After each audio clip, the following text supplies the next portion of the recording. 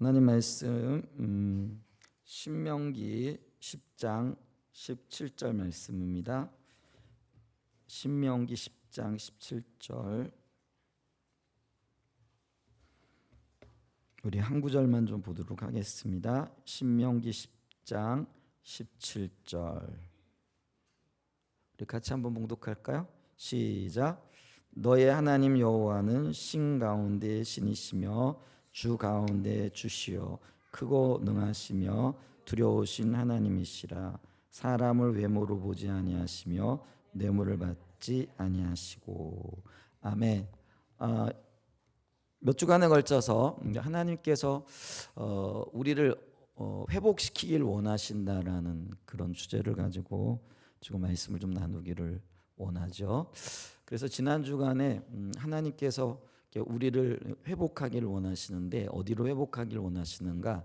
하나님과의 친밀한 관계 가운데로 우리를 회복하기를 원하시고, 또 그 가운데 하나님의 생명이 넘치고 또 하나님의 의도하셨던 하나님의 뜻이 이 땅 가운데 또 교회를 통하여 하나님 백성들을 통하여 이루어지기를 원하는 그 자리로 회복하기를 원하신다. 이렇게 회복의 어떤 방향이라 그럴까요? 이제 그런 것들을 나누었는데, 근데 이제 문제는 뭐냐면은 우리가 하나님의 의도 가운데로 회복되어지기 위해서는 하나님을 알아야 된다라는 거죠. 근데 하나님을 잘 모르는 게 문제죠. 그래서 일전이라기보다는 벌써 수십 년 전에 어느 목사님이 이런 말씀을 하셨어요. 모든 그리스도인들의 문제가 뭔고 하니 하나님을 모르는 것이 문제라는 거죠. 그러면 하나님을 모른다라고 얘기했을 때에 그러면 하나님에 관한 이론적인 지식을 모르는 게 문제냐? 아니죠. 우리 그리스도인들은 어떤 면에서는 하나님에 대한 기본적인 지식을 가지고 있죠.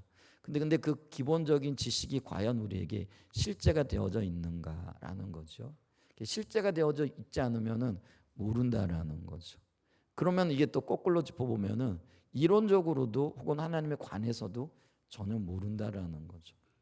그래서 그 이론적인 지식에 관해서만도 우리가 너무나도 어떤 면에서는 그 얄팍하다라는 거죠. 깊이 있게 주님을 만나지 못했다라는 것을 우리가 볼 수가 있죠. 그래서 우리가 하나님께로 회복되기 위해서 가장 먼저는 우리가 하나님을 좀 알아야 되겠다. 그래서 지난 주간에 하나님은 누구신가 이 부분을 다뤘잖아요. 이제 그러면서 하나님이 누구신가 했을 때 가장 먼저 우리가 알아야 될 게 하나님은 창조주시다.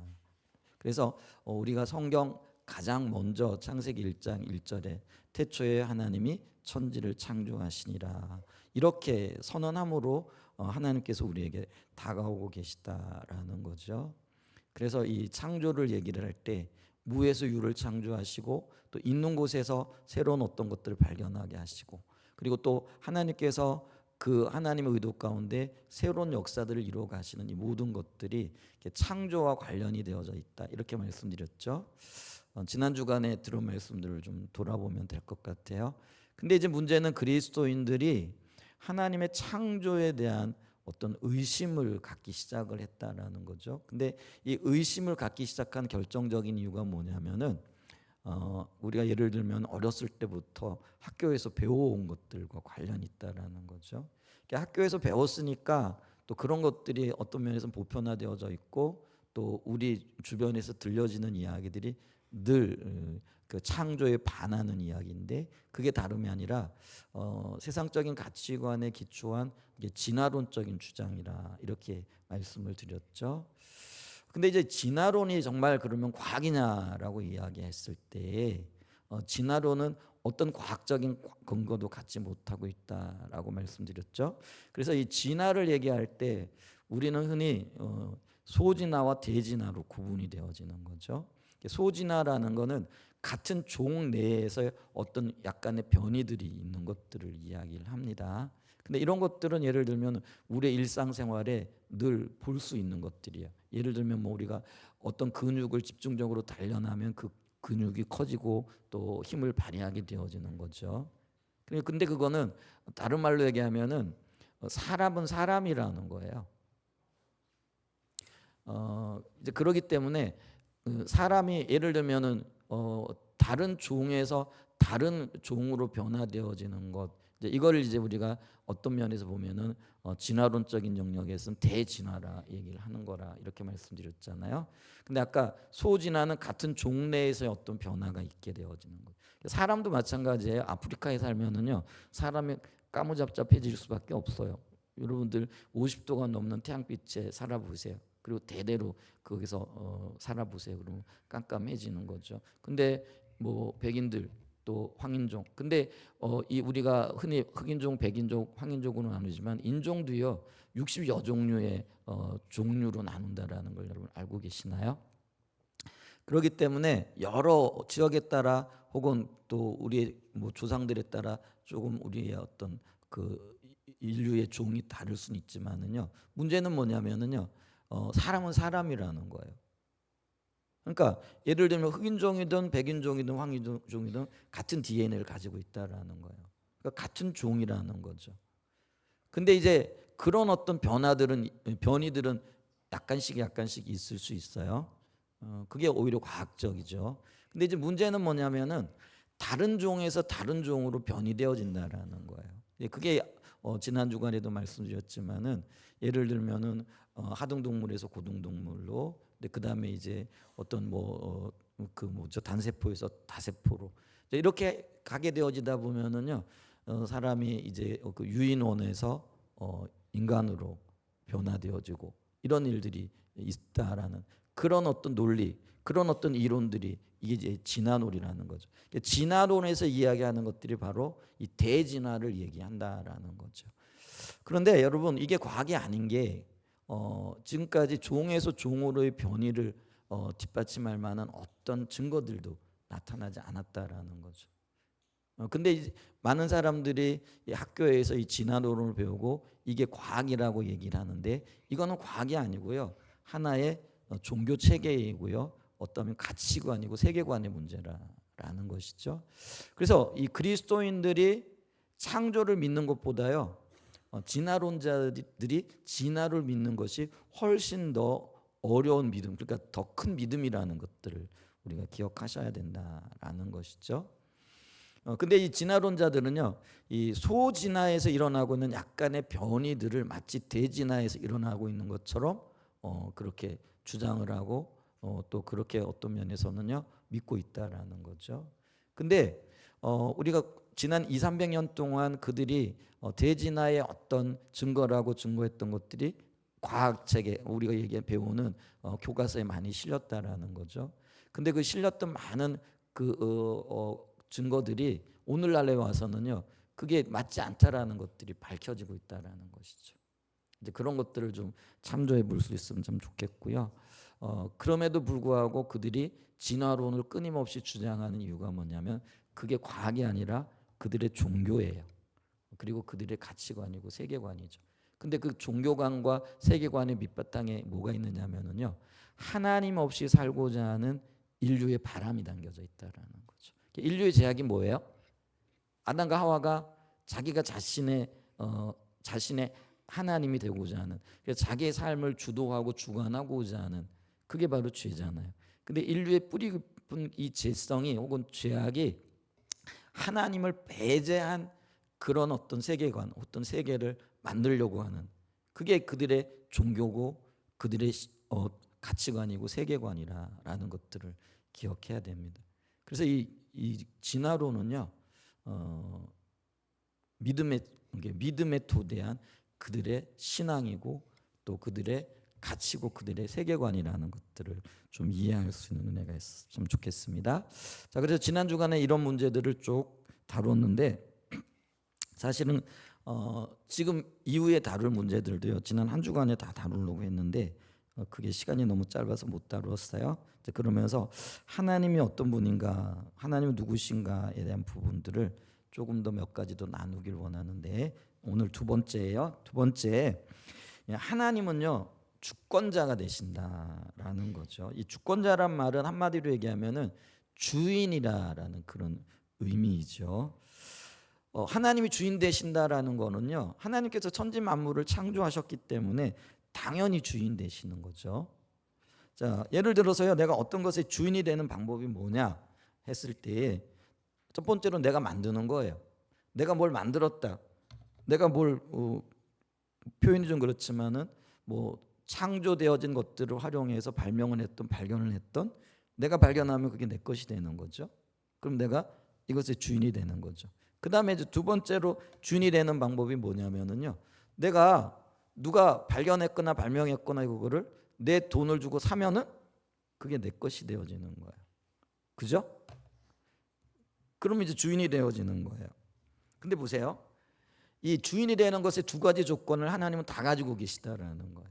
하나님은 천지를 창조하셨어요. 만물을 창조하셨죠. 그리스도인에게서는 이게 우리의 첫 번째 믿음의 고백이죠. 아멘. 주님이 우리를 창조하셨습니까? 아멘. 근데 우리가 그걸 거부했어요. 근데 예수님이 우리를 위해 핏값을 치러 주셨어요. 그리고 우리를 죄 가운데서 어둠의 세력 가운데서 다시 사셨다라는 거예요. 그게 십자가의 공로고요. 그 십자가에서 이루어진 놀라운 하나님의 은혜라는 거죠. 그래서 보세요. 주인이 되는 두 가지 조건 뭐였어요? 내가 만들거나 아니면 내가 못 만들었으면 그걸 사오거나 이러면 내가 주인이 되는 거예요. 근데 하나님은 지금 이 두 가지 조건을 다 충족하고 계시다라는 거예요. 그분이 만드셨어요. 근데 떠났어요. 스스로. 근데 그래서 죄에 빠졌어요. 근데 죄에 빠진 그들을 십자가로 피의 값을 치르시고 다시 사셨다라는 거예요. 그러니까 하나님께서 우리의 주인이 되시는 것은 너무나도 당연하다라는 것이죠. 자, 그래서 로마서 11장 36절에도 보면은요, 이는 만물이 주에게서 나오고 주로 말미암고 주에게로 돌아감이라 그의 영광이 세세히 있을지어다. 아멘. 여기 사도 바울이 얘기하고는 만물은요, 헬라어로 파스라는 단어예요. 근데 이 파스라는 단어는 모든 것, 온갖 것, 각각의 모든 것을 의미하는 거예요. 그래서 이 만물이 모든 것, 온갖 것, 각각의 모든 것들이 우리 주님에게서 나왔다라는 거예요. 그러니까 하나님이 주인이시다라는 말은요, 너무나도 당연하다라는 것이죠. 오늘 우리가 읽은 신명기 10장 17절 말씀에도 본문 말씀으로 제가 채택한 말씀에도 보면은요, 너희의 하나님 여호와는 신 가운데 신이시며 주 가운데 주시오라고 선언적으로 말씀하고 계시다라는 거죠. 한마디로 얘기하면은요, 모든 것들이 주인이 되신다라는 거죠. 시편 103편 19절에도 보면은요, 여호와께서 그의 보좌를 하늘에 세우시고 그의 왕권으로 만유를 다스리시도다. 보좌를 하늘에 세우시고 왕권을 얘기하잖아요. 근데 그 왕권이 하늘에만 미치는 것이 아니라 하나님이 지으신 모든 만유에 미친다라는 거예요. 이 만유라는 단어가요, 우주 안에 존재하는 모든 것들을 얘기한다라는 것이죠. 그러니까 하나님이 창조하신 이 땅의 모든 것들이 주님의 왕권 앞에 굴복해야 되고 또 주님이 우리의 주권자 되심을 인정해야 된다라는 거죠. 이것을 누구보다도 잘 깨달았던 사람이 다윗이었는데요. 다윗이 우리 다윗의 고백을 한번 들어볼까요? 역대상 29장 10절 말씀을 좀 보죠. 역대상 29장 10절 보면은요, 다윗이 온 회중 앞에서 여호와를 송축하여 이르되 우리 조상 이스라엘의 하나님 여호와여, 주는 영원부터 영원까지 송축 받으시옵소서. 하나님께서 영광 받으실 이유들에 대해서 말씀을 하고 있죠. 그래서 계속해서 11절에 보면 여호와여, 위대하심과 권능과 영광과 승리와 위엄이 다 주께 속하였사오니 천지에 있는 것이 다 주의 것이로소이다. 여호와여, 주권도 주께 속하였사오니 주는 높으사 만물의 머리이심이니이다. 그래서 천지에 있는 모든 것들이 주의 것임을 고백하고 있고요, 주권도 주님께 있고요, 또 만물의 머리가 되시는 분이 하나님이라 고백을 하죠. 12절에는요, 부와 귀가 주께로 말미암고 또 주는 만물의 주제가 되사 손에 권세와 능력이 있사오니 모든 사람을 크게 하심과 강하게 하심이 주의 손이 있나이다. 이거는 우리가 조금 이따 살펴볼 섭리와도 굉장히 밀접한 관련이 있어요.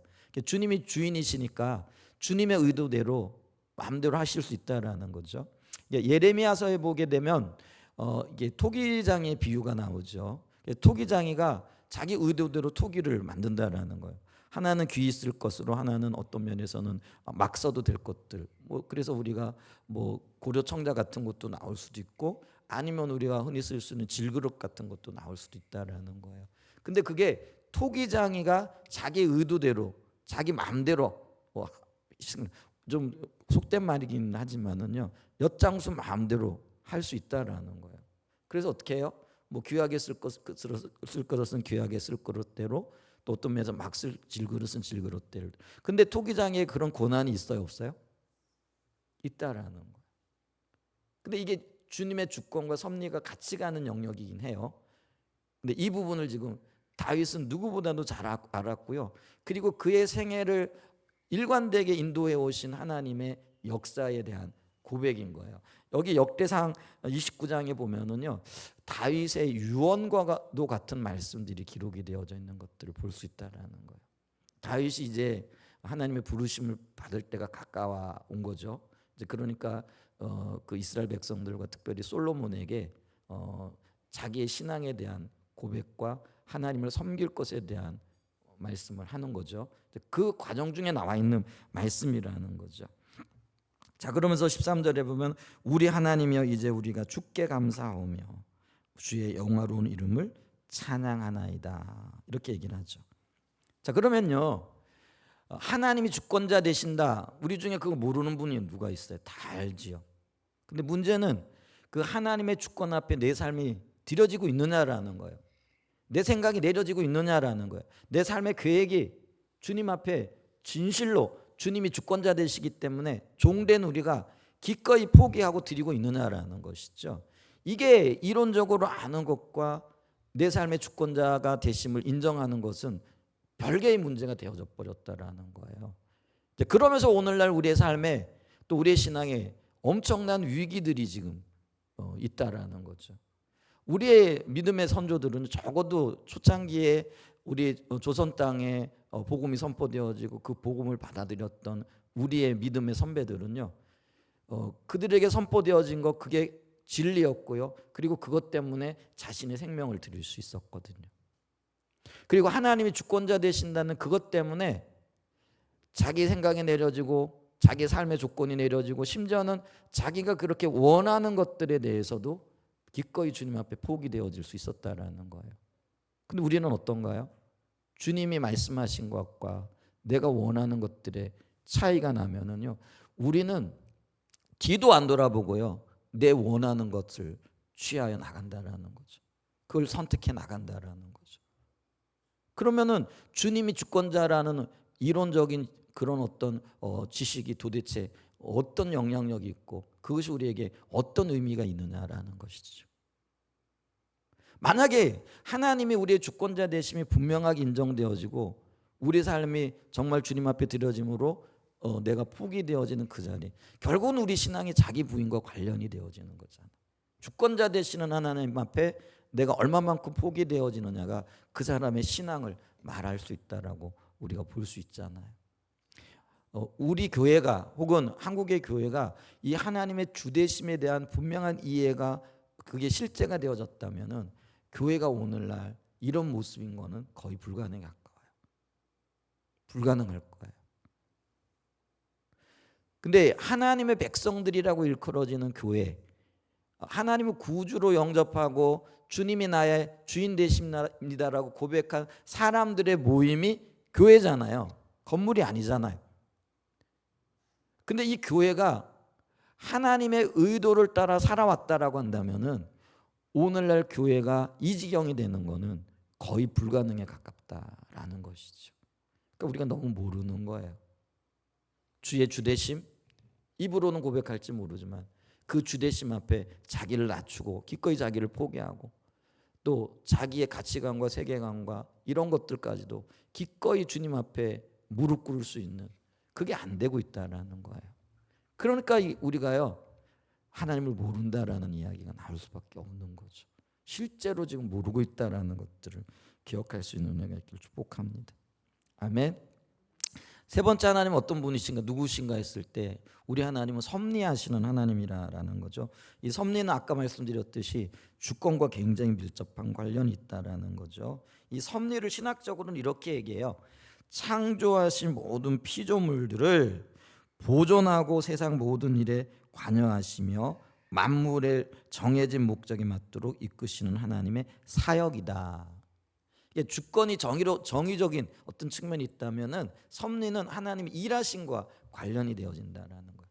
그러니까 하나님의 사역과 연관이 되어진다라는 거예요. 다시 한번 제가 말씀드릴게요. 창조하신 모든 피조물을 보존하고 세상 모든 일에 관여하시며 만물을 정해진 목적에 맞도록 이끄시는 하나님의 사역이다. 이게 섭리라는 거예요. 근데 이 섭리에 대한 이해가 있게 되면은요, 내 삶에 어떠한 일이 생겨나도요, 감사함으로 주님 앞에 드려지는 거예요. 예를 들면 이 섭리를 이해했던 성경의 인물을 들려면은요, 요셉을 예로 들 수 있어요. 우리 요셉의 이야기를 잘 알죠. 제가 짤막하게 좀 정리를 하면은, 요셉이 형들의 미움을 받아 죽임을 당할 뻔했잖아요.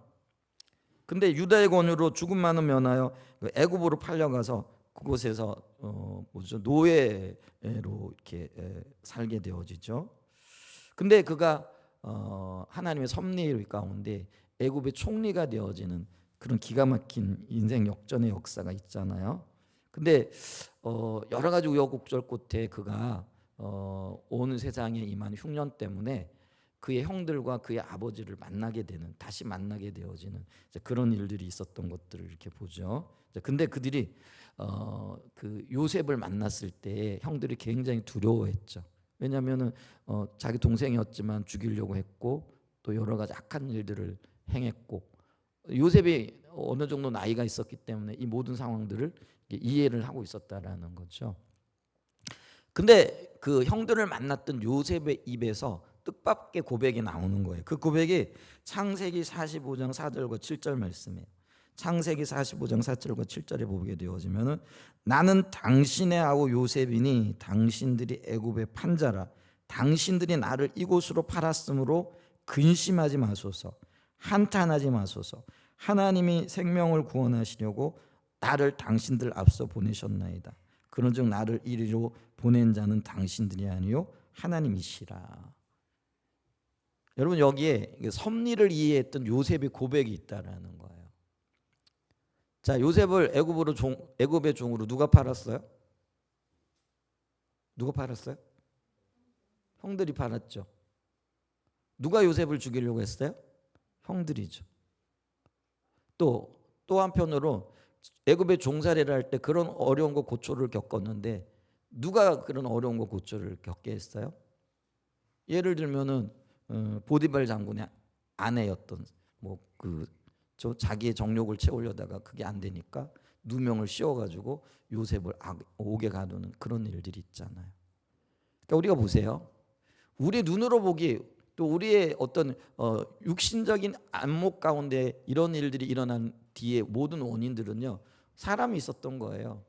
형들이 있었고 보디발의 장군의 아내가 있었고, 또 우리의 삶을 돌아보게 되어지면은요, 누가 있고 이것 때문에 저것 때문에 요것 때문에 수많은 이유들을 댈 수 있는 것들이 있더라는 거예요. 근데 섭리를 이해했던 요셉은요, 그렇게 말하지 않아요. 뭐라고 얘기를 해요? 그 모든 것 뒤에 하나님이 계셨다, 이렇게 고백한다라는 거예요. 그러니까 모든 것 뒤에 하나님이 있으니까요, 그 어려운 가운데서도 요셉은요, 자포자기하거나 낙심하거나 아니면은 불평과 불만을 털어놓지 않은 거예요. 여러분, 자유롭게 아버지의 사랑을 받고 있다가 어느 한순간 노예로 전락해가지고요, 어떤 꿈도 소망이 없는 거죠. 여러분, 노예가 어떤 삶인지 아시죠? 모르죠. 우리 노예 생활을 안 해봤으니까.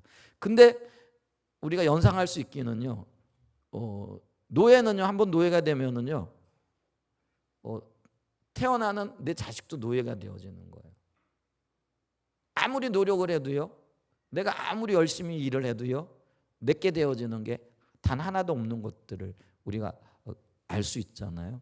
그러니까 어떤 의미에서 보면은요, 가장 큰 어떤 절망과 좌절이 그의 삶 가운데 놓여 있었던 거죠. 근데 우리가 창세기를 보게 되면은요, 요셉이요, 그 절망 가운데서도요, 낙심하지 않아요. 항상 최선을 다하는 거죠. 그러니까 최선을 다했더니 그의 최선이 하나님의 은혜와 함께하게 되면서 많은 사람들로부터도 뚜렷하게 인정을 받게 되어지는 역사가 있었잖아요. 그러니까 요셉은요, 내가 노예가 되어졌다 낙심하고 좌절하고 뭐라 그럴까요? 한강다리로 가는 일은 없는 거예요. 근데 오늘날 많은 사람들은 뭐예요? 조그만 인생에 어려움이 있고 고통이 따르면은요, 극단적인 선택을 하기도 하고요. 이게 소망 없는 사람들의 모습이죠. 근데 하나님의 섭리를 아는 사람들은요, 소망 없음 가운데에서도 하나님의 인도하심을 보는 거예요.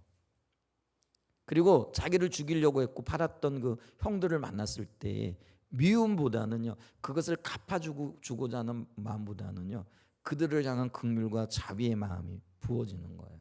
그래서 어떻게 하면 이 형들을 살릴까? 어떻게 하면 내 아버지를 편안하게 모실 수 있을까? 이게 요셉의 마음이었다라는 거예요. 그러니까 형들이여, 두려워하지 마세요. 이 모든 것들이 하나님의 주권적인 섭리고 하나님이 당신들을 배고픔 가운데 건지시기 위한 하나님의 계획이었습니다 라고 고백할 수 있었다라는 거예요. 그 이유가 뭐예요? 요셉은 하나님의 섭리에 대한 이해가 있었기 때문에 그렇다라는 거예요. 여러분, 하나님의 주권적인 역사를 말하면서 동시에 하나님이 내 삶을 섭리하고 계신다라는 분명한 이해가 있으신가요? 만약에 그렇다고 한다면요, 저와 여러분은요, 염려하거나 걱정하거나 근심할 필요 없어요. 어떤 상황 가운데 있어서도요, 오직 감사함으로 순간순간 주님이 주시는 지혜를 따라 한 걸음 한 걸음 나아가면 된다라는 거예요. 근데 왜 그토록 절망하고 왜 그토록 걱정하고 왜 그토록 어떤 면에서는 좌절 가운데 빠져 있느냐라는 것이죠. 하나님을 모른다라는 거예요. 원하기는요, 성령께서 오늘 이 시간 저와 여러분의 마음에 이렇게 깨달음을 주시기를 원합니다. 주님이 깨닫게 하셔야 되는 거예요. 이게 영적인 진리는요, 주님이 비춰주시지 않으면 우리가 아무리 듣는다고 아무리 보는다고 아무리 읽는다고 알 수가 없죠. 그럼 우리 모르니까 그럼 보지도 말고 듣지도 말고 그럼 알려고 노력도 하지 말아야 되느냐? 그게 아니고요. 우리가 보고 듣고 알려고 주님 앞에 설 그때 주님께서 우리의 눈을 열어주셔서 그걸 보게 하신다라는 거예요. 그러니까 보게 하시는 분은 하나님이시고 알기 위하여 주님 앞에 서야 되는 건 우리의 몫일 수도 있다라는 거예요. 그래서 부지런히 보고 듣고 읽고 그리고 주님께로 가까이 나갈 수 있는 저와 여러분들이 되시기를 예수님의 이름으로 간절히 축복합니다. 그래서 이 섭리에 대한 성령의 비추심이 있기를 갈망합니다. 자, 하나님은요, 천지 만물의 주인이시기 때문에요, 그 피조물에 대해 섭리한다라는 거죠. 그래, 보존하고 인도하시는 하나님의 사역이 섭리라 이렇게 말씀드렸잖아요. 근데 이 하나님의 섭리에는 세 가지 요소가 있는데 보통 이걸 보존, 협력, 통치 이렇게 얘기를 해요. 뭐라고요? 보존, 협력, 통치, 요 세 가지를 섭리의 영역에 포함시킨다라는 거죠. 이 보존이라는 거는요, 만물을 유지하시는 하나님의 계속적인 사역이라는 거예요. 그러니까 하나님이요, 지금 이 우주의 질서를 붙들고 계신 거예요. 만약에 하나님이 요 손을 놓으시잖아요. 그러면은 지금 우리가 얘기하는 어떤 질서라고 하는 것, 과학적으로 얘기했을 때 법칙이라고 하는 모든 것들이 사실은 와르르 무너져 내릴 수밖에 없다는 거예요. 그래서 하나님은 천지를 창조하셨을 뿐만 아니라 하나님의 손으로 그 모든 것들을 붙들고 계신 거예요. 그래서 지구가 매일같이 일정한 궤도를 돌면서 자전하는 거라든지, 또 지구가 자전하면서 태양 주변을 도는 거라든지, 그리고 또 돌 때 이 태양과의 어떤 거리, 여러분 이 태양과의 지구와의 거리가요, 조금만 가까워져도요, 이 지구상의 모든 생물이 새까맣게 타 죽는데요. 근데 이게 조금만 이렇게 거리가 멀어져도 어떤 현상들이 나타나냐면요, 모든 것들이 얼어서 죽어버린대요. 그게 근데 이 일정한 어떤 거리를 유지하면서 오늘도요, 1000년 전에도 우리가 뭐 2000년 전에도 3000년 전에도 지구가 생겨난 이래로 계속 그 거리를, 일정한 거리를 유지하면서 돌아가고 있다라는 거예요. 그게 하나님의 보존이라는 거예요. 유지하고 계시다라는 거예요. 그 다음에 협력이라는 건 뭐냐면은 하나님께서는 그의 모든 피조물과 협력하시며 피조물로 하여금 그들이 해야 할 일들을 행하도록 이끌며 역사하시는 사역이라는 거예요. 그래서 하나님이 사람을 창조하시고 사람을 동역자로 부르셨다라는 거예요. 그게 창세기 1장 26절에 나오잖아요. 그래서 우리로 하여금 뭐예요? 다스리고 통치하도록 하셨다라는 거예요. 그래서 하나님은 피조물인 우리를 부르셔서 하나님의 이 창조 세계, 피조 세계들을 잘 보존하고 다스리고 유지하고 이끌어 나가도록 동역자로 우리를 부르셨다라는 거죠. 그리고 이 각 피조물에게도요 각자의 역할들을 맡기셨다라는 거예요. 그리고 그 역할을 따라서 일하도록 하신다라는 거예요. 근데 그게요 무생물이라고 할지라도요 하나님의 의도 가운데로 이게 지금 움직여지고 있다라는 거예요. 그게 하나님의 협력이라는 거예요. 사람은 우리가 생물이죠. 생물은 생물대로 그 자신의 역할과 자신의 위치에 서서 자기에게 주어진 일들을 해가는 거죠.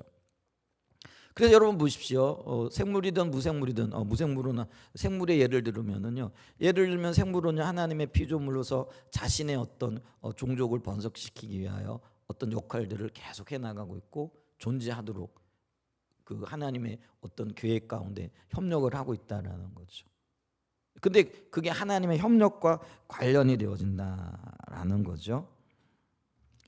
자, 그걸 이제 사람에게 적용을 시켜보면은요. 하나님께서는 우리의 삶에 선악간의 모든 행위 속에서도요 간섭하시고 역사하신다라는 거예요. 선과 악을 우리가 나눌 수 없어요. 주님만이 판단하실 수 있거든요. 근데 우리가 악으로 보여지는 우리가 악으로 판단하고 악으로 보는 그 가운데에서도요 하나님은 하나님의 뜻을 이루어가고 계시다라는 거예요. 그러니까 이게 참 놀라운 거예요. 그래서 우리가 어떨 때는 끝인가 하는데요 하나님은 새롭게 시작을 하고 계시잖아요. 새 일들을 이루어가고 계신다라는 거죠. 그래서 하나님은요 우리의 삶에 하나님의 의도를 따라서 하나님의 목적에 맞게 관여하고 계시고 간섭하고 계시다라는 거예요. 그게 우리가 그걸 의식하든지 의식하지 못하든지 간에 아멘. 그럼 우리가 그걸 믿음으로 반응하고 주님을 기대하고 바라봐야 되는 거죠. 왜냐하면 하나님은 근본적으로 선하신 분이기 때문에 그래요. 그래서 하나님의 뜻대로 이루어진다라는 거는요 그게 우리에게 그 선인 거예요. 우리에게 가장 유익하게 하나님 일하신다라는 것들을 기억해야 됩니다. 그 다음에 통치, 보존, 협력, 통치. 통치는요 만물을 그들이 존재하는 목적에 맞도록 다스리시는 하나님의 계속적인 활동이라는 거예요. 그래서 이 섭리에 세 가지 영역이 있다. 뭐라고요? 보존, 협력, 통치. 뭐 이런 거 모르셔도 돼요. 근데 이제 이런 것들이 있다라고 이렇게 말씀을 드리는 거예요. 그래서 이 하나님의 통치는요, 이게 우주적이라는 거예요. 시편 103편 19절에 보면은요, 여호와께서 그의 보좌를 하늘에 세우시고 그의 왕권으로 만유를 다스리시도다. 그래서 아까 우리가 만유가 우주 안에 존재하는 모든 것들이라 그랬잖아요.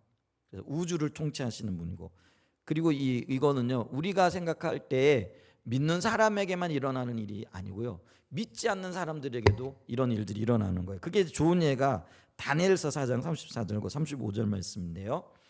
다니엘서 4장 34절과 35절에 보면 그 기한이 참에 나 느부갓네살이 하늘을 우러러보았더니 내 총명이 다시 내게로 돌아온지라 이에 내가 지극히 높으신 이에게 감사하며 영생하시는 이를 찬양하고 경배하였나니 그 권세는 영원한 권세요 그 나라는 대대에 이르리로다. 땅의 모든 사람들을 없는 것 같이 여기며 하늘의 군대에게든지 땅의 사람에게든지 그는 자기 뜻대로 행하시나니 그의 손을 금하든지 혹시 이르기를 내가 무엇을 하느냐고 할 자가 아무도 없도다. 이 느부갓네살이 지금 칙령을 내린 거예요. 근데 이 느부갓네살이 왜 이런 칙령을 내렸는지 여러분 그거 아세요? 이 말이 나올 때 그 앞에 나와 있는 이야기들이 이해가 되어져야만 이게 이해가 된다라는 거예요. 앞에 어떤 이야기가 있는지 아시나 모르겠어요. 알아야 되는데 근데 문제는 우리가 이게 도대체 무슨 이야기인지 이렇게 얘기를 한다라는 거예요. 그래서 여러분 우리가 그리스도인들인데 말씀을 너무 안 읽어요. 좀 심각한 거예요. 우리 교회에서는 맥체인 성경 읽기표에 따라 가지고 매일 성경을 읽자 그러면 1년에 적어도 한 번은 읽는다. 그리고 조금 더 1년에 한 번 읽으면 그게 이제 조금 더 열심을 내면 우리 나이만큼은 좀 성경을 읽었으면 좋겠어요. 여러분들의 나이가 어느 정도 되는지 모르겠는데 부지런을 내면 1년에 2번, 3번도 좀 읽어가지고 내 나이가 60번이면 성경을 적어도 60번 정도는 통독했으면 좋겠어요. 보통 이제 5번 이상 넘어가게 되어지면은요 성경에 어떤 이야기들이 있다라는 것들이 대충 이게 나와요. 그래서 이 이야기가 있으면 이 이야기가 무엇의 배경으로서 이런 이야기들이 전개되어진다라는 걸 알거든요. 근데 제가 가끔 요즘 선교사로 나가고자 하는 인턴 선교사들 교육도 하고요. 그다음에 선교사님들과 함께 이렇게 하는 목회자들도 마찬가지죠. 제가 이제 지방의 시치위원으로 이렇게 참여를 하고 있잖아요. 그러면 이제 목회 안수를 받기를 원하는 분들을 면담하기도 하고 인터뷰하기도 하거든요. 그러면 제가 꼭 물어봐요. 근데 전도사님들이잖아요. 목사 안수를 받기를 지금 서류를 내시고 하려고 하시는데 목회자의 가장 기본이 성경 읽기라고 저는 생각을 하는데 성경을 몇 번 정도 읽으셨어요? 이렇게 얘기하잖아요. 그러면 이제 자랑스럽게 얘기를 해요. 한 5번 정도 읽었다고. 근데 제 기준으로는요 이게 안 맞는 거예요.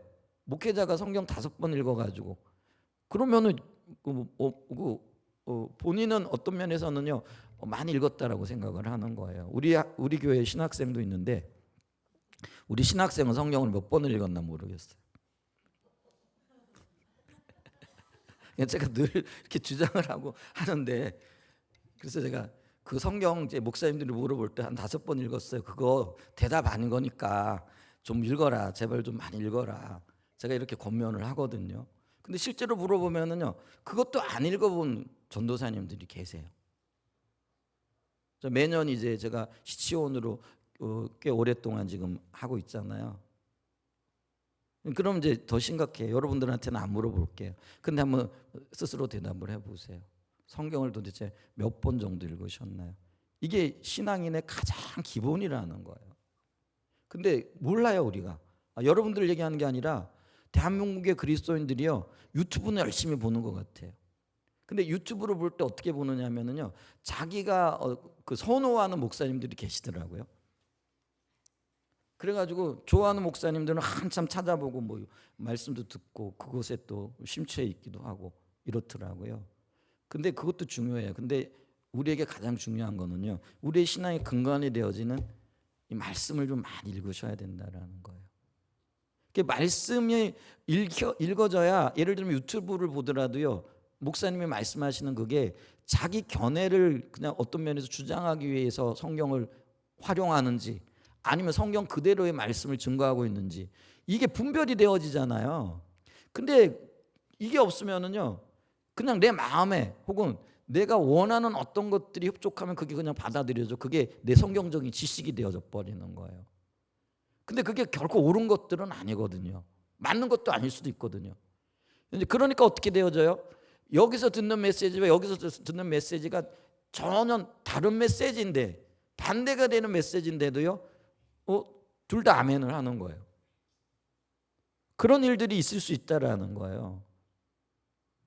그래 여러분 제가 우리 한사랑 예전교회 식구들은요 여러분의 연세만큼은 여러분의 나이만큼은 성경을 좀 읽기를 생각을 하시고 그래서 내가 60이면 60번 정도는 읽어야 되겠다. 그럼 내가 그렇지 못한데요. 그러면 부지런히 좀 채워가시기 바랍니다. 맥체인만 해도 1년에 1독 하잖아요. 근데 그것 갖고 안 되니까요. 1년에 한 3독 정도 하시겠다고 생각하면 그러면 이제 몇 년 지나면 그 갭이 자꾸 메꿔질 거 아니에요. 그럼 가장 기본적인 성경의 지식들이 토대가 그리고 제가 어떤 이야기를 해도 목사님이 이런 성경적인 배경을 가지고 얘기하고 있구나. 그리고 이 지금 본문을 지금 읽고 있는데 이게 어떤 이야기겠건 이게 이해가 되어진다는 거예요. 여러분 다니엘서 읽기 쉽지 않죠. 근데 다니엘서 느부갓네살 왕이 칙령을 내리고 있는데 이게 무엇 때문에 칙령을 내리고 있는지 지금 여러분 감이 잡히세요? 이게 감이 잡혀야 되는데 감이 안 잡히니까 제가 아무리 얘기를 해도 이게 하나님의 섭리와 하나님의 주권과 도대체 무슨 관련이 있느냐 이런 반응이 나올 수밖에 없다라는 거예요. 자, 그래서 느부갓네살이요 어느 날 꿈꾸잖아요. 근데 꿈을 꿨더니 막 거대한 나무가 있는데 그게 온갖 뭐 열매들도 있고요, 짐승들이 와서 깃들이고 있는데 하늘에서 거대한 추 같은 게 나와가지고 그걸 무너뜨려 버리잖아요. 느부갓네살 왕이 그걸 보면서 야, 이게 내가 나의 어떤 거룩함, 나의 놀라운 어떤 것들이다 이러면서 자랑을 하고 있는데, 그래가지고 그게 무너져 버리잖아요. 근데 그게 너무 꿈이 생생한데 이 꿈이 도대체 뭔지 모르고 있는데, 근데 다니엘이 와가지고요, 그게 당신의 영광인데 근데 당신은 그 모든 것들을 자기가 세웠다고 생각을 한다라는 거죠. 근데 그것을 당신이 한 것이 아니라 하나님이 하시는 거라는 거예요. 그래서 하늘에서 큰 추 같은 걸 내려와 무너뜨리는데 당신의 영광이 떠나갈 거라고. 이제 그러면서 이 느부갓네살 왕이요, 그로부터 꿈을 꾼 지 한 1년 있다가 어떤 일이 있느냐면요, 정신이 혼미해지게 되고 정신줄이 놓여지게 되어지는 이런 일이 있죠. 그러면서 왕권을 잃어버리고 쫓겨나요. 자기가 다 이룩하고 역사적으로 가장 강력한 나라 중에 하나가 바벨론 제국이잖아요. 근데 그 바벨론 제국을 자기가 세웠다라고 자긍하고 교만하고 있을 때 하나님께서 그의 정신을 쳐버리는 거죠. 그러니까요, 그가 쫓겨나요. 그리고 들짐승처럼 거리를 헤매면서 미친 자로 7년을 지내게 되는 거예요. 근데 어느 날 정신이 이제 돌아오는 거죠. 그리고는 이제 정신을 차려보니까 이미 하나님이 그걸 경고했던 거거든요. 그리고 그런 일이 자기 삶에 일어났던 것을 보게 되는 거죠. 그럼 깨닫게 되어지는 거죠. 그러면서 내린 칙령이 세상을 통치하고 다스리는 자가 사람이 아니고 하나님이셔. 그러니까 그 하나님을 존중하고 찬양해라라는 그런 의미에서 지금 그 조서를 내리고 칙령을 내린 거죠. 근데 여러분, 우리가 이 느부갓네살 왕이 금신상을 세웠을 때라든지 뭐 아니면은 또 여러 가지 어떤 그 꿈을 꾸었을 때 하나님을 경험했던 이야기들이 있잖아요. 그럼에도 불구하고 하나님의 주권을 인정하지 않다가 이런 어떤 일을 겪으면서 주님의 주권을 인정하는 모습들을 보게 되는 거죠. 그러면서 우리는요, 하나님이 온 세상을 다스리시는데 믿는 자만 다스리시는 게 아니에요. 교회만 통치하시는 게 아니에요. 일반 모든 나라와 모든 나라의 정치, 경제, 사회, 문화, 살아가는 모든 것들에 대해서도 다스리시고 일하고 계시고 하나님의 의도대로 움직이고 계시다라는 거예요. 아멘. 이제 그걸 우리가 이 말씀을 통해서 깨달을 수 있고 알 수 있고 그리고 그걸 하나님 앞에 고백하며 나가야 된다라는 것이죠. 그런데 더 놀라운 거는요, 어쩌면 이런 것들은요 세계의 어떤 정세를 움직일 만한 큰 일들이잖아요. 근데 우리가 볼 때 가장 작은 일들까지도 하나님은 다스리고 계시고 관여하고 계시다라는 거예요.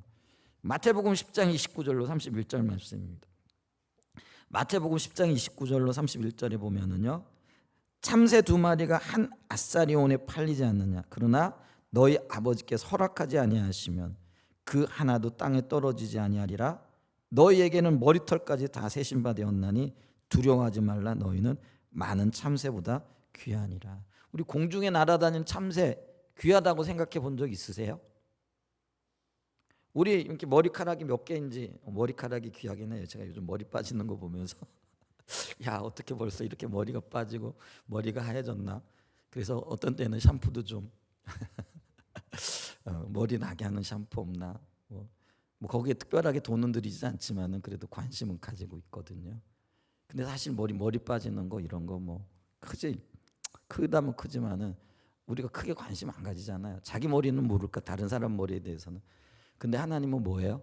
이 공중에 날아다니는 이 참새 한 마리까지도 그냥 쉽게 빠져가지고 버려지는 머리카락까지도 주님은 신경을 쓰고 계시고 주님의 의도 가운데 그걸 품고 계시다라는 거예요. 그러니까 우리가 볼 때 야, 참 별 볼 일 없는 것 같은 무익하게 보이는 그것까지도 우리 주님은 섭리 가운데 붙들고 계시다라는 거예요. 아멘. 와, 얼마나 놀라워요. 그러니 우리가요, 우리의 인생에 일어나고 있는 모든 일들에 우연이 있을까요? 없을까요? 없어요. 그러니까 성경은요, 이 우리가 보기에 우연이라고까지 보이는 것들까지도 붙잡고 계시다라는 거예요. 잠언 16장 33절 좀 볼까요? 잠언 16장 33절입니다. 같이 읽어볼까요? 시작. 제비는 사람이 뽑으나 모든 일을 작정하시기는 여호와께 있느니라. 우리 제비 뽑기 하자 그러잖아요. 그게 성경적인 방법이라 이렇게 얘기하기도 하는데, 근데 이 제비 사람이 뽑는 것 같아요. 내가 뽑는 거지. 근데 거기에 누가 계신 거예요? 하나님이 관여하고 계시다라는 거예요. 하나님의 섭리가 이처럼 놀랍다라는 거예요. 더 나아가 우리 모두의 인간의 선악간의 행위까지도 하나님의 통치 속에 들어가 있다라는 거예요. 그래서 창세기 50장 20절에 보면 요셉의 고백이기도 해요. 당신은 나를 해하려 하였으나 하나님은 그것을 선으로 바꾸사 오늘과 같이 많은 백성의 생명을 구원하게 하시려 하셨나니. 아멘. 사도행전 14장 16절에도 보면은요, 하나님이 지나간 세대에는 모든 민족으로 자기들의 길들을 가게 방임하셨으나. 그러니까 하나님께서 지나간 세대까지도요, 우리가 우리 마음대로 살아온 것 같지만은요, 그렇게 보여진다라는 거예요. 근데 주님은 실질적으로 붙들고 계시다라는 거예요. 참 놀라운 거예요. 그래서 우리 생애에 이 하나님의 섭리에 대한 바른 이해만 있어도요, 그렇게 염려하지 않을 거예요. 그리고 그렇게 악하게 행동하지 않을 거예요. 그리고 우리가 우리의 의도대로 우리의 마음대로 행동하지 않을 거라는 거예요. 어거스틴이 이런 얘기를 했대요. 조물주의 능력은 모든 피조물이 존속하는 원인이니 만일 그의 능력이 피조물을 다스리기를 그친다면 피조물 전체가 허무로 돌아갈 것이다. 오늘 내가 존재하고 살아있고 또 관계를 맺고 하나님의 놀라운 일들을 목도할 수 있는 모든 것들이 결국은 하나님의 섭리 가운데 있기 때문에 가능하다라는 거예요. 아멘. 자, 그러면 하나님이 섭리하시는 어떻게 섭리하시느냐? 자연적인 방법으로 섭리하실 때도 있고요, 기적적인 방법으로 섭리하실 때도 있다라는 거죠. 자연적인 방법은 뭐예요? 하나님께서 정해 놓으신, 또 창조하실 때 만들어 놓으신, 우리가 그거를 일반 법칙이라 이렇게 얘기를 해요. 그래서 예를 들면은요, 우리가 곡식을 뿌리면은 봄에 곡식을 뿌리면 여름에 태풍을 비바람을 견디고 가을에 결실하게 되어지는, 이게 이제 일반적인 법칙이잖아요. 근데 그 속에서도 하나님의 섭리가 있다라는 거예요. 그래서 때로는 햇볕을 주시고 때로는 바람을 주시고 때로는 태풍을 주시고, 이 모든 것들이 하나님의 섭리 가운데 있다라는 거예요. 근데 그게 일반적인 법칙을 따라가잖아요. 그 다음에 또 하나는 뭐냐면 기적과 이적을 통한 방법이라는 거예요. 때로는 하나님께서요, 일반적인 것이 아니라 특별한 방법으로 개입을 하시더라는 거예요. 성경에 보면 이런 많은 기적의 이야기들이 나오잖아요. 근데 그게 하나님이 섭리하시는 방법이고, 그리고 그 어떤 형편과 처지를 이 특별한 방법으로 바꿔 나가시는 거예요. 기적이 그런 일들을 하잖아요. 근데 여러분 기억하셔야 됩니다.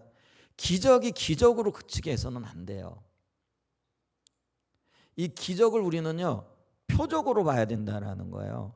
표적이란 건 뭐냐면요, 그 기적을 통하여 하나님이 하시고자 하시는 일이 뭐냐라는 거예요.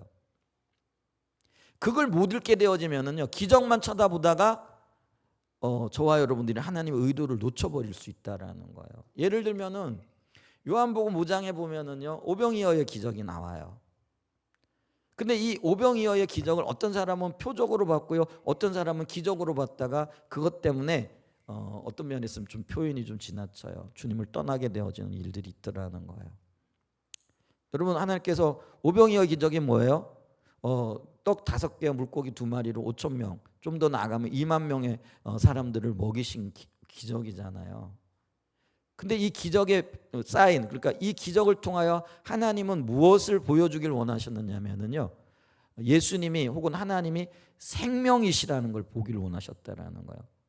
그러니까 모든 사람들이 생명의 떡이신 예수님을 바라보고 예수님께 초점을 맞추기를 원하셨다라는 거예요. 근데 그 기적 자체만 보면 뭐예요?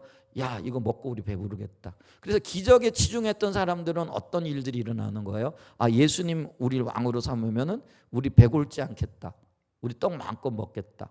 그리고는 예수님을 왕으로 삼으려고 하는 엉뚱한 일을 하게끔 되더라는 거예요. 근데 그런 사람들이 결국은 생명의 떡이신 예수님을 못 보니까 나중에 예수님이 그 자기 길을 말씀하시잖아요. 그랬더니 이 말씀은 어렵도다. 그러면서 하나 둘 다 떠나버리게 되어지는 거죠. 근데 이 기적을 통하여 표적을 보았던 12명의 사도들, 그들은 뭐라고 얘기를 해요?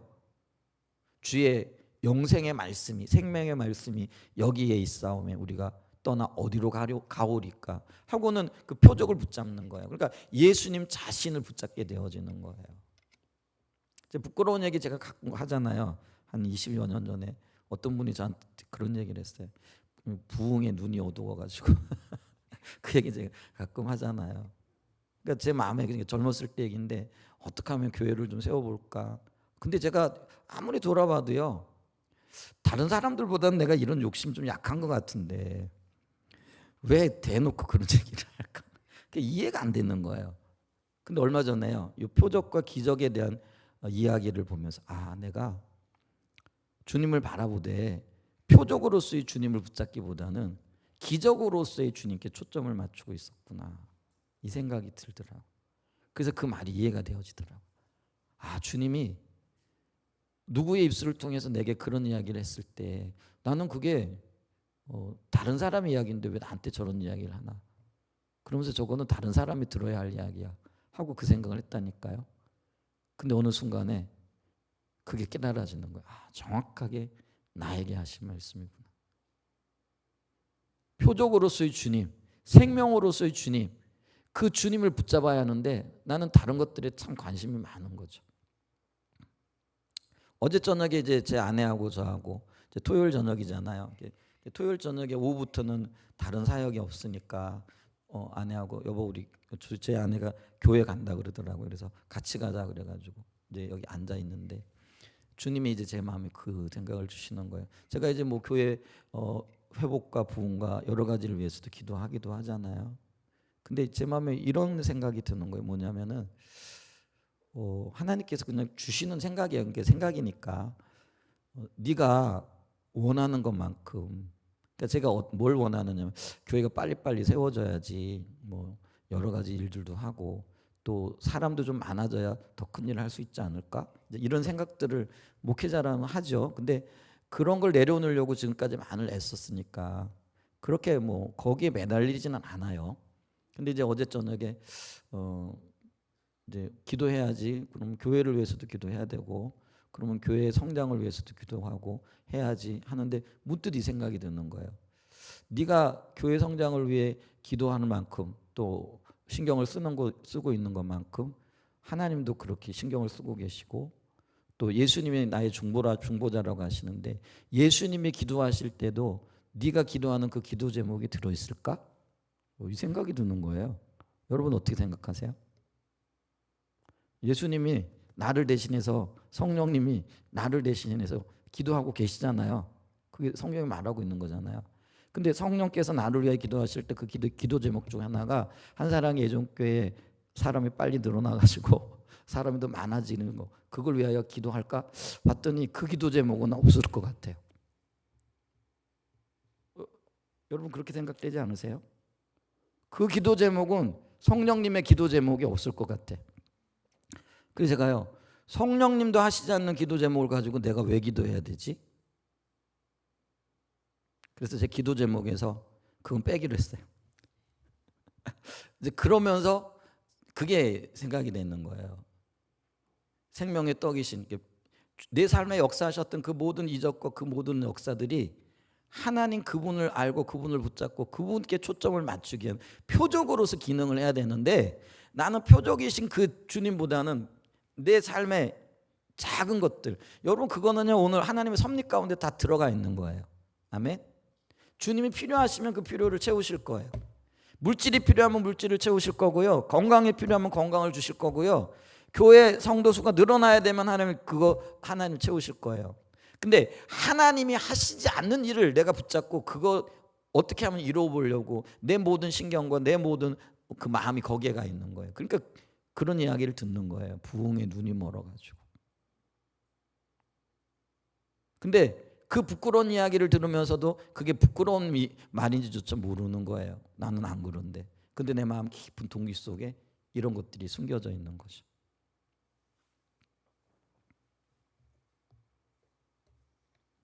여러분 하나님이 필요하시면은요 기적을 통해서라도 하나님의 일을 이끄실 겁니다. 아멘. 그런데 그 기적 속에서 우리는 뭘 봐야 된다고요? 왜 기적을 일으키시고 그 기적 속에서 우리가 뭘 보기를 원하시는가? 그게 표적으로서의 하나님의 섭리라는 거예요. 그걸 볼 수 있는 은혜가 있기를 축복합니다.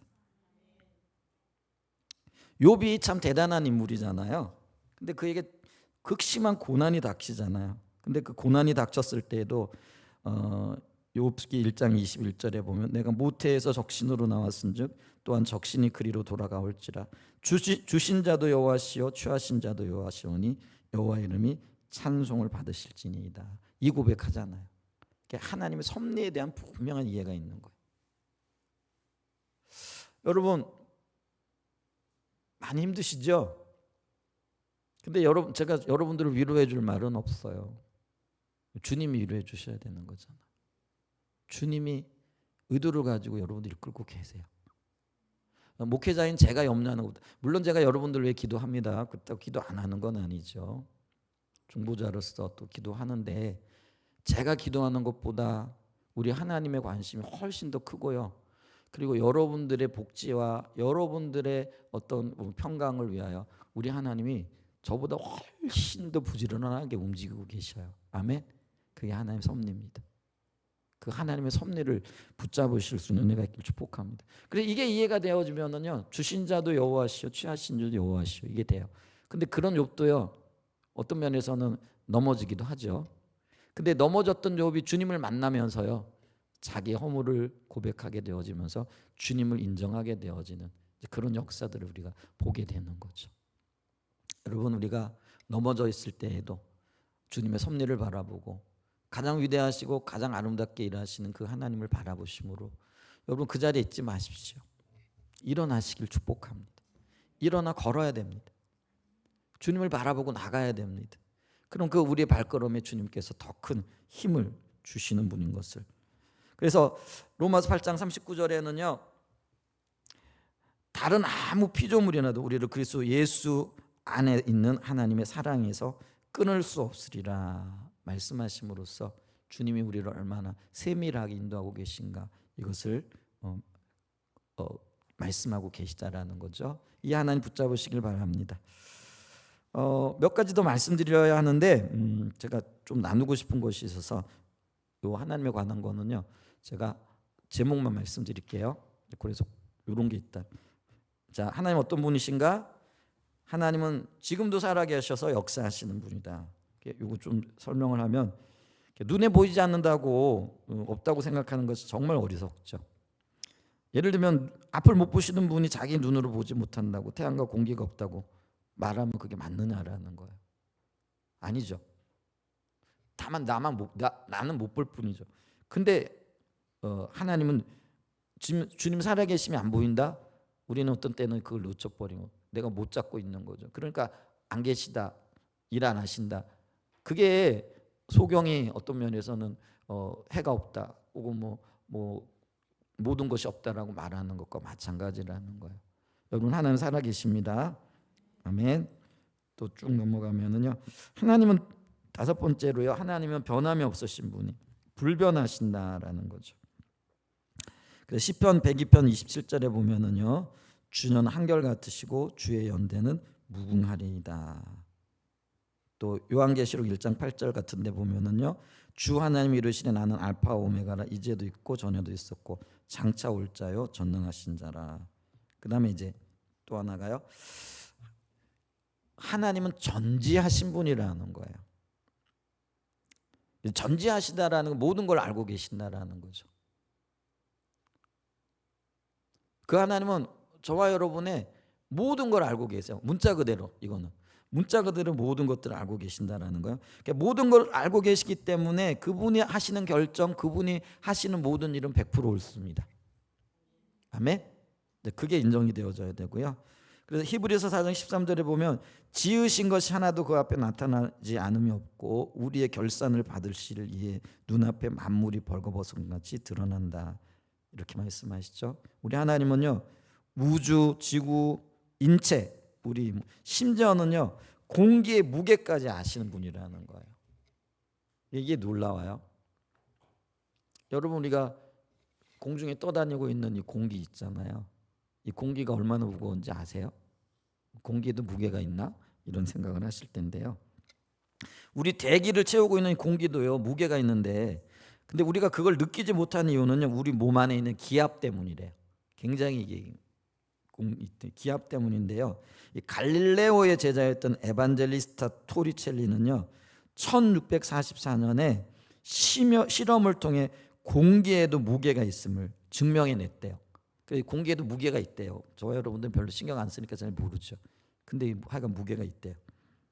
그런데 성경은요, 이미 기원전 1500년경에 이 실험을 하기 3000년 전이라는 얘기. 3000년 전에 이미 이 사실을 말하고 있다라는 거예요. 욥기 28장 25절에 보면은요. 욥기 28장 25절에 보면 바람의 무게를 정하시며 물의 분량을 정하시며. 욥기가요, 아브라함 시대의 사람이라 이렇게 얘기를 하거든요. 근데 이제 그 모세 오경 시절에 요게 욥기서가 쓰여졌다 이렇게 성령이가. 근데 거기에 뭐예요? 바람의 무게를 이미 알고 계시고 정하셨다라는 거예요. 바람의 무게까지도. 이게 엄청난 사실이에요. 그 얘기는 모든 걸 알고 계신다라는 거예요. 그러니까 모든 걸 알고 계시는 그 요소 중에 하나가 뭐냐면은 유독 성경에만요, 예언이라는 어떤 뭐라 할까 표현이 좀 그런데 장르가 있다라는 거예요. 여러분, 세상의 모든 종교에요, 경전을 보면은요, 예언이라는 그런 어떤 게 없어요. 그러니까 이 예언한다라는 알고 있다라는 거잖아요. 근데 예언이 어떤 면에서는 몇십 년 혹은 몇백 년, 몇천 년 후에 일어날 어떤 일들까지도 알고 있다라는 그런 의미잖아요. 그래서 다른 종교에는 예언 성취라는 것이 없어요. 근데 기독교 성경에만 1817개의 예언이 8352구절에 들어가 있고요. 이는 전체 성경 내용의 27%나 된다라는 거예요.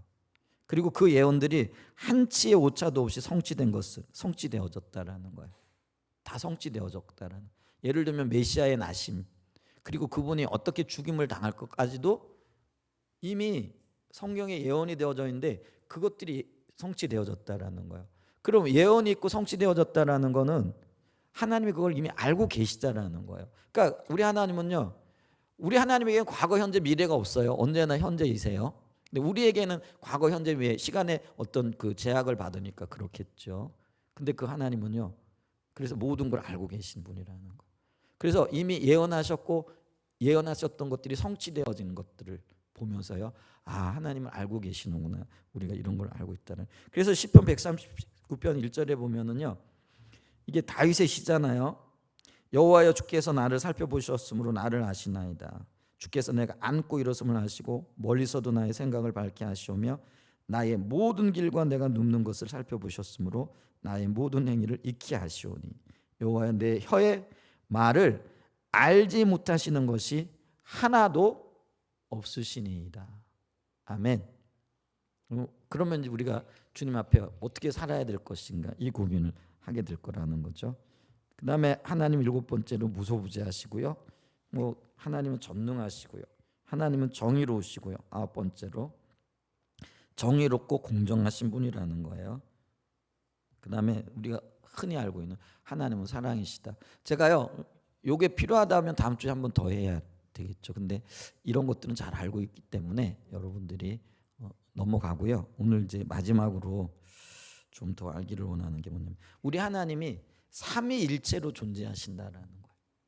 삼위일체로.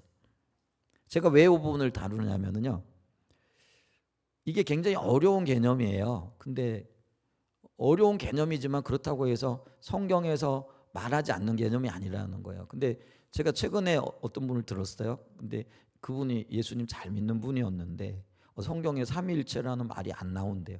그러니까 삼위일체라는 말은 틀린 거라고 이렇게 얘기하면서 어떤 좀 다른 어떤 가르침에 대해서 뭐 다르다기보다도 이렇게 하더라고요. 그래서 이게 우리 믿는 사람들 안에서 이 삼위일체라는 개념이 좀 더 분명하게 있어야 되겠구나 싶어가지고요, 이 부분을 좀 나눠요.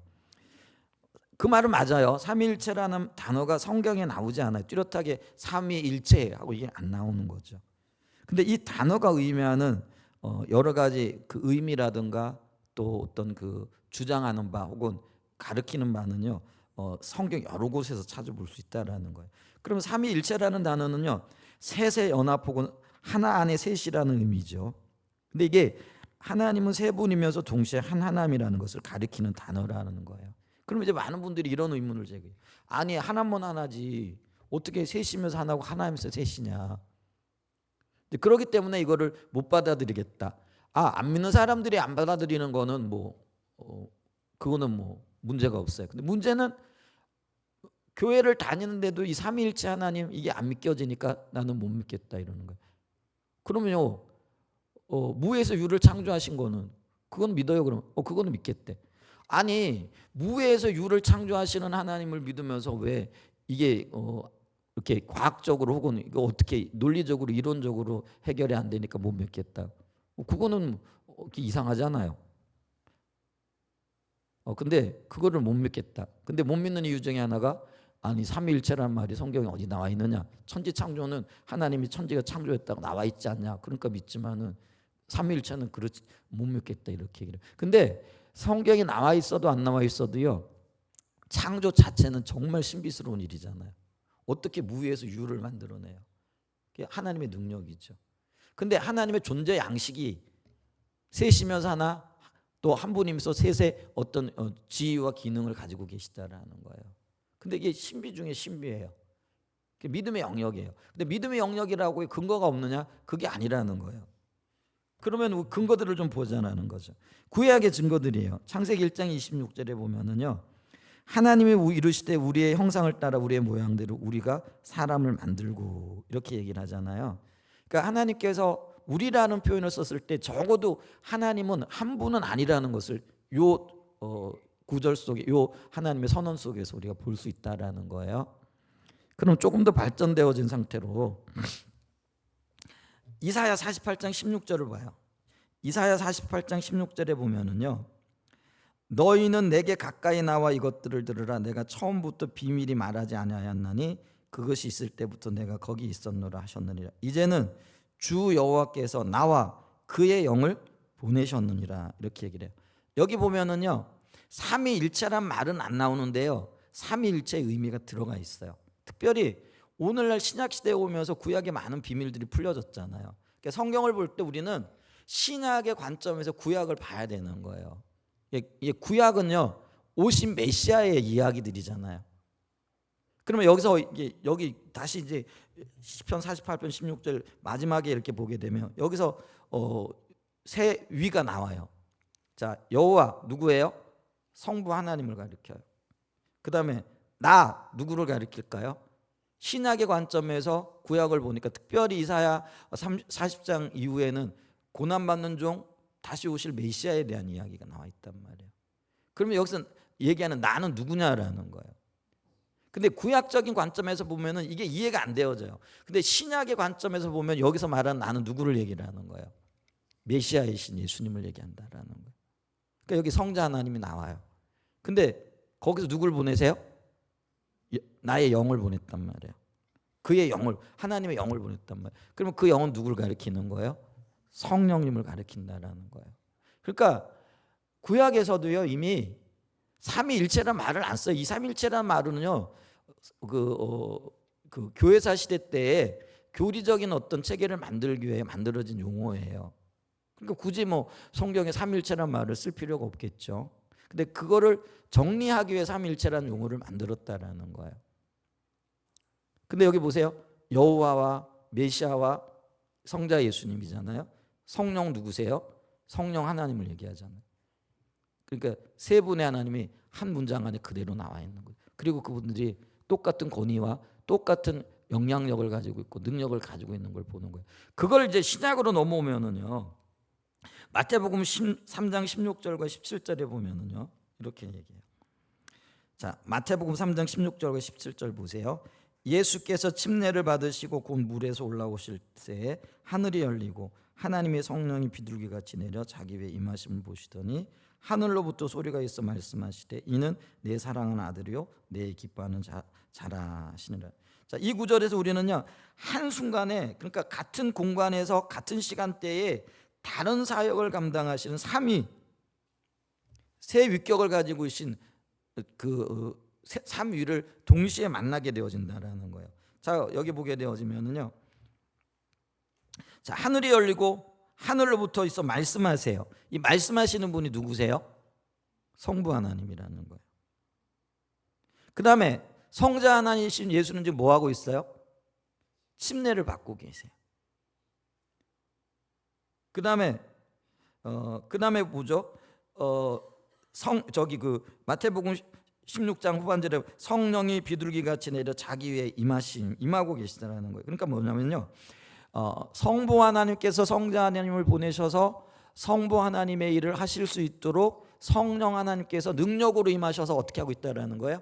그거를 돕고 계시다라는 거예요. 그래서 하늘에서 지금 능력이 내리고 있는 거예요. 그게 성령이라는 거죠. 그래, 성령께서는 사역을 감당할 수 있도록 예수님에게 능력을 주시기 위하여 지금 내려오고 계시다라는 거예요. 그래서 우리가 여기서요, 삼위 하나님, 성부 하나님과 성자 하나님과 성령 하나님 각각 일하고 계신 하나님을 같은 공간에서 같은 시간대에 지금 일하고 계신 하나님을 만날 수 있다라는 거예요. 그러니까 마태복음 28장 19절에는요, 이런 명령이 우리에게 가능한 거예요. 마태복음 28장 19절에 보면 그러므로 너희는 가서 모든 민족을 제자로 삼아 아버지와 아들과 성령의 이름으로 침례를 주고, 이렇게 되는 거예요. 아버지가 성부 하나님이죠. 아들 성자 예수님이에요. 성령 누구세요? 성령 하나님이죠. 자, 그러면서 보세요. 성부 성자 성령이 구별돼요. 그때 같은 권위를 가지고 계심을 볼 수 있다라는 거예요. 그러니까 예수님이요, 요한복음 10장 30절에 보면은 이렇게 얘기를 하시는 거예요. 나와 아버지는 하나이라, 이렇게 얘기를 하시는 거예요. 그러니까 근데 이제 유대인들의 관점에서는 이게 이해가 안 되는 거예요. 왜냐하면 하나님은 오직 유일하신 하나님이고, 이게 근데 어느 날 인간 예수님이 오셔가지고 나와 하나님이 하나이라 이렇게 얘기를 하니까요. 그래서 어떤 의미에서 보면 이해가 되어져요. 유대인들은 수천 년 동안 오직 그 뭐죠? 성부 하나님만을 믿어왔다라는 거예요. 그런데 어느 날 인간 예수님이 오셔가지고 내가 하나님 보내신 아들로서 하나님과 내가 하나라 그러니까 이들의 입장에서는요, 얼마나 그게 불경스러운 얘기예요. 그러니까 그게 믿어지지가 않는 거죠. 근데 만문을 열지 않으면은요, 하나님 안에 계신 예수님, 예수님 안에 계신 하나님 못 보는 거고, 그 두 분이 둘이면서 하나인 걸 못 보게 되어지는 거예요. 이제 그렇게 되어지니까요, 그들이 진정한 믿음 가운데 못 나오게 되어지는 거죠. 그러면서 오늘날 제가 이 부분을 다뤄본 게요, 최근에 그 교회 안에서도요, 이 문제 때문에 실질적으로 그렇게 질문을 하셨대요. 성경에 삼일체란 말이 어디 있느냐? 그러니까 이거 틀린 거 아니냐? 이렇게 말씀하셨대요. 근데 그게 아니고요, 성경에 분명하게 이렇게 말씀해주고 계시다는. 근데 그게 안 되어지면은 우리의 믿음이 다른 길로 가요. 곁길로 갈 수밖에 없다라는 거예요. 그래서 제가 우리 하나님은요, 삼위로서 그렇지만은 다른 권위를 갖고 계시지만 같은 하나님으로 존재하는, 그러니까 우리 하나님의 존재 양식이에요. 근데 그게 우리의 머리로는 이해가 안 되는 거죠. 그래서 여러 가지로 설명하려고 하지만은 굳이 설명하려고 할 필요가 없어요. 주님이 말씀하셨잖아요. 아버지와 나는 하나라. 그러면은요, 예수님 하나님 하나이시구나. 그러면은 이게 일체구나. 근데 거기에 다른 성경에는 성령도 말씀하고 계시니까 성령과 우리 성자 하나님이신 예수님과 성령 하나님이 한 분이구나. 그냥 그거를 받아들이면 된다라고요. 아멘. 그런 것들이 우리로 하여금 우리의 믿음이 더 견고케 되어지는 그런 은혜를 갖게 되어질 줄 믿습니다. 아멘. 할 얘기가 참 많은데요. 조금 근데 시간이 너무 촉박하기도 하고, 그래, 이 정도까지 하면 될 것 같습니다. 네, 우리 찬양.